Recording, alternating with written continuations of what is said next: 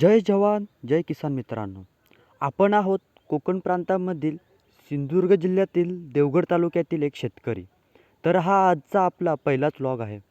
तर आज आपण दाखवणार आहोत आपण आपल्या शेतामध्ये सध्या काय पेरलं आहे व सध्या या ठिकाणी काय कामं चालू आहेत.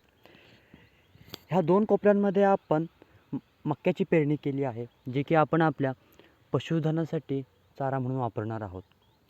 व या चार कोपऱ्यांमध्ये आपण कुळीद, ज्याला आपण हुलगं म्हणतो, याची पेरणी केली आहे.